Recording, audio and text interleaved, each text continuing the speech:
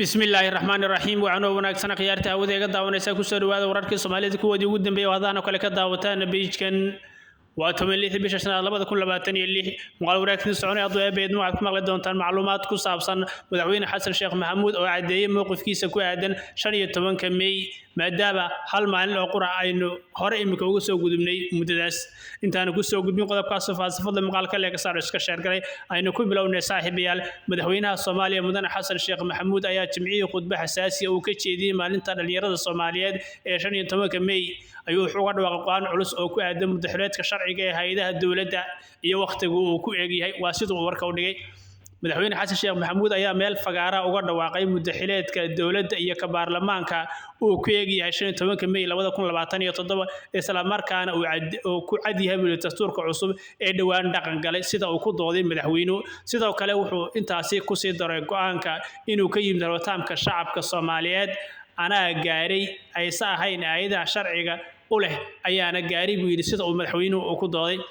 sidoo kale wuxuu sheegay madaxweynaha dawladda federaalka Soomaaliya oo madaxweynuhu ugu horeeyay wuxuu dhici doonaa 15 May 2027 ana raba ama ana go'aansaday ana gaaray ma ahan hay'adda sharciga u lahayd ayaa gaartay go'aankan ayuu yiri madaxweynuhu soo mar labaad ku sii celiyay dhanka kale wuxuu jawaab siiyay xubnaha mucaaradka ee ku aadan mutakororsiga halka sana isaga oo tilmaamay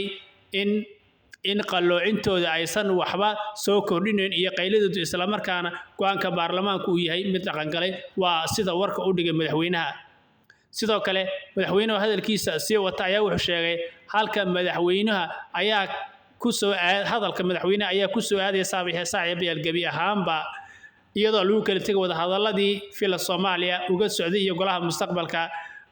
uga socday xeyndaabka xalan isla markaana ay garwadeen ka ahaayeen beesha shanaad ee lagu magacaabo beesha caalamka si kastaba ha ahaatee Soomaaliya ayaa hadda waxay ku jirtaa marxalad kala guur oo xasaasi ah waxaana lagu muransan yahay hanaanka doorashada ee uu dalku aadayo